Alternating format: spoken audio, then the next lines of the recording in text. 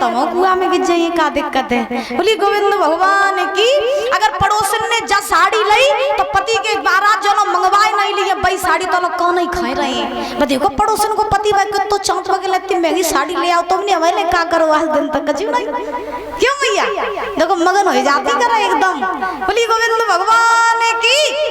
अब आज सूत जी महाराज समझा रहे 88,000 ऋषियों को कि ऋषियों अब धुंधली में फल लेकर के बैठी है। अब फल लेकर के धुंधली बैठी है तो क्या सोच रही है कि हम फल खाएंगे फिर गर्भवती हो जाएंगे, पीड़ा होगी, संतान होगी, सुंदरता खत्म होगी, तो हमें जो है संतान चाहिए नहीं। अब धुंधली उदास होकर के बैठी है। तब तक क्या हुआ कि महाराज धुंधली की एक बहन धुंधली के पास आई, और जब धुंधली की बहन धुंधली के पास आई तो उस बहन ने धुंधली के हाथ में वो फल देखा। तो धुंधली की बहन ने पूछा, बहना ये तेरे हाथ में फल काहे को है? तो धुंधली बोली, बहन ये फल मेरे पति मुझे दे करके गए हैं, और इस फल की ये खासियत है कि जब मैं फल खाऊंगी तो मैं गर्भवती हो जाऊंगी, मेरे संतान हो जाएगी।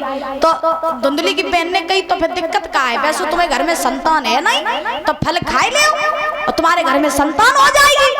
धुंधली कौन लगी, बहना हम जाई तो नहीं चाहते कि हमारे घर में संतान होवे। धुंधली की बहन बोली, ऐसो काहे? तो धुंधली बोली, बहना संतान होगी तो पीड़ा होगी, पीड़ा को सहन कौन करेगा? मुझसे पीड़ा सहन नहीं होगी, इसलिए मैं नहीं चाहती हूँ कि मेरे संतान हो। ऐसा कोई उपाय बताओ जिससे कि हमारे घर में संतान भी आ जाए और हम पीड़ा से भी बच जाए। ये किसने कहा? धुंधली ने कहा अपनी बहन से कि कोई ऐसा उपाय बताओ कि मेरे घर में संतान भी हो जाए और मैं पीड़ा से भी बच जाऊं। तो धुंधली की बहन ने कही, तुम चिंता ना करो, मेरे पास एक उपाय है। क्या उपाय है? मेरे घर में जो है संतान है लेकिन पैसा नहीं है, और धुंधली बहन तुम्हारे घर में पैसा है लेकिन संतान नहीं है, तो तुम ऐसो करो जब फल ले जाओ और तुम्हारे घर में जो गाय है ना, गाय बने कभू गर्भ धारण नहीं करो, तो फल ले जाओ, ये तुम उस गाय को खिला दो। इससे ये पता भी चल जाएगा कि फल झूठा है या सच्चा है। तो जब फल ले जाओ तुम गाय को खिला दो। और रही बात तुम्हारे बच्चे की, तो मैं हूँ गर्भवती, मेरे घर में वैसे भी 4 बेटे हैं और 5वें गर्भ की बारी है। तो ऐसा करो कि जब मेरे घर में संतान होगी ना 5वीं, तो वो संतान मैं तुम्हें दे जाऊंगी और तुम उसके बदले हमें बहुत सारा धन दे देना। ऐसे तुम पीड़ा से भी बच जाओगी और तुम्हारे घर में संतान भी हो जाएगी। और अपने बालक का लालन पालन करने के लिए हमें बुला लिया करना, तो हम तुम्हारे बच्चे का लालन पालन कर जाया करेंगे। धुंधली बोली, हाँ ये बात सही है तेरी बहना। अब क्या हुआ कि महाराज धुंधली ने वही फल ले जा करके खिला दिया, किसको? गाय को। और धुंधली ने आत्मदेव से झूठ बोल दिया कि महाराज मैंने वो फल खा लिया। अब क्या हुआ, धीरे धीरे समय बीता, इधर जो गाय ने फल खाया था महाराज उस गाय ने भी गर्भ धारण किया, और इधर धुंधली की बहन के गर्भ के जब 9 मास पूरे हुए और उसके गर्भ से जब एक बालक ने जन्म लिया, तो वो बालक लेकर के आई और महाराज धुंधली की झोली में वो बालक डाल दिया, और धुंधली ने उसे बहुत सारा धन दे दिया। अब धुंधली ने आत्मदेव के पास खबर पहुंचाई कि हे प्रभु मेरे गर्भ से ना एक संतान का जन्म हुआ है। अब आत्मदेव कहा जाने कि संतान धुंधली की है या उसकी बहन की है। अब महाराज जब आत्मदेव को पता पड़ा कि मेरे घर में एक संतान हुई है, तो आत्मदेव ने बहुत खुशी मनाई, और जब खुशी मनाई तो ऐसा ही नहीं, अरे अंगना में बजी बधाई,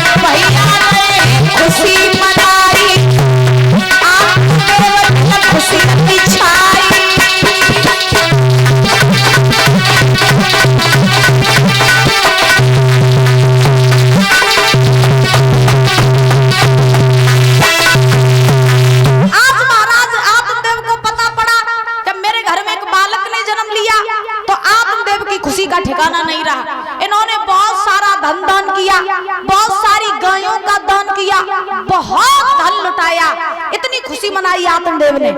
अब महाराज आत्मदेव ये बात नहीं जानते थे कि बालक जो है हमारी धुंधली की बहन का बालक है, वो तो यही जानते थे कि बालक ये हमारा है। अब आत्मदेव ने बहुत खुशी मनाई। उसके बाद सूत जी महाराज समझा रहे 88,000 ऋषियों को कि ऋषियों, इधर गाय ने जो गर्भ धारण किया था, जब दादा गाय के गर्भ के धीरे धीरे 9 मास पूरे हुए तो गाय के गर्भ से महाराज एक परम तेजस्वी यशस्वी बालक ने जन्म लिया।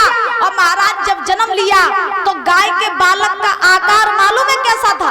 उसके कान जो थे वो थे बछड़े की तरह और शरीर पूरा था मनुष्य की तरह। याद रखो।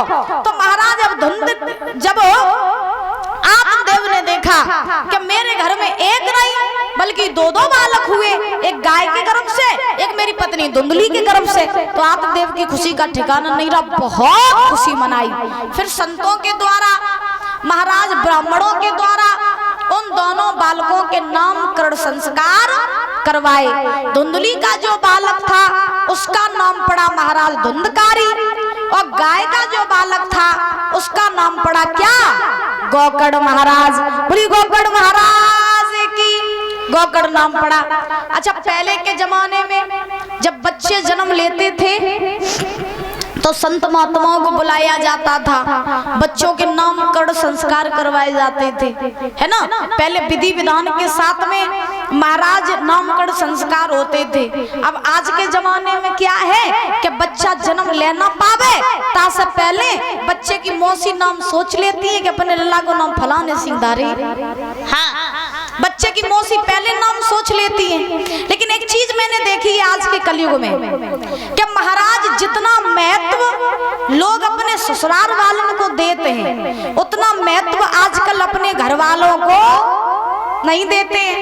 आज के जमाने में घर में कोई आयोजन होवे तो लोग बहन को बुलाना भूल जाएंगे, लेकिन सारी को बुलाए वो नहीं भूले। आज के जमाने में लोग महाराज भाई को बुलाना भूल जाएंगे, लेकिन ससुराल का सारे को बुलाए वो नहीं भूले। परीक्षण जी महाराज, परीक्षण जी महाराज कहाँ खो जाते हो? क्या हुआ? देख रहे हो ये आप? वो हो रहा सोने तो आप कथा सुनो। गोविंद भगवान की तो कहने का भाव क्या लोग जितना महत्व अपने ससुराल वालों को दे तो महत्व अपने घर वालों को नहीं दे। महाराज अगर काऊ आयोजन में सारी शामिल नहीं हुई है तो आयोजन पूरा नहीं हुई है। लोग भाई को बुलाना भूल जाएंगे लेकिन सारे को बुलाए वो नहीं भूले। तुम बताओ परीक्षित जी महाराज, तुम्हें ससुराल प्यारी के घर? अच्छा, ससुराल तुम्हें प्यारी ना है? एक कवि ये कहते हैं कि लोगों को अपनी ससुराल कितनी प्यारी है। कहे जिंदगी कृपा से ये जीवन है, जिंदगी कृपा से ये जीवन, हम उनकी कृपा भूल गए, जिंदगी कृपा से ये जीवन।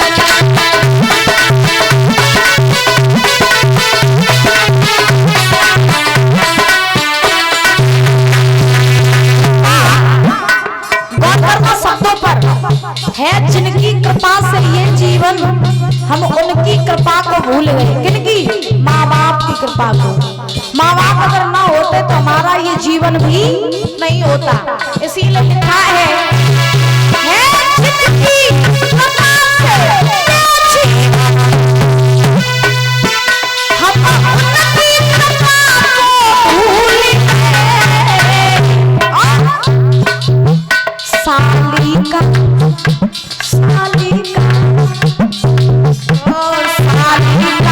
जन्म याद था, साली का जन्मदिन याद था, पापा की दवा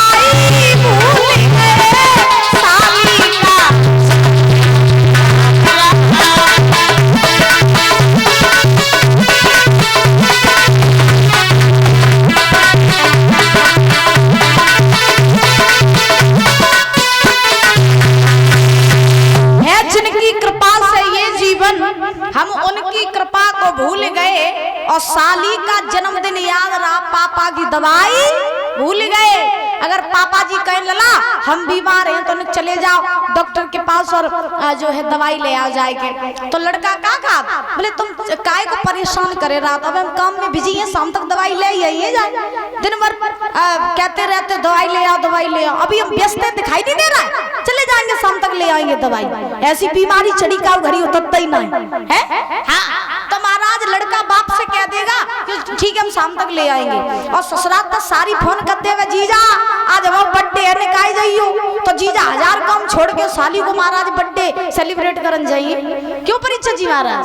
हाँ फिर लगा था भाई मनोज भैया को ज्यादा ससुराल प्यारी है अपनी, है मनोज भैया तुम्हें ससुराल प्यारी कतई नहीं प्यारी, बोली गोविंद भगवान की। अच्छा एक समय की एक दृष्टांत याद आ गया, बता दे हैं? खैर माफ करें यहाँ कोई जीजा बैठे ना हो।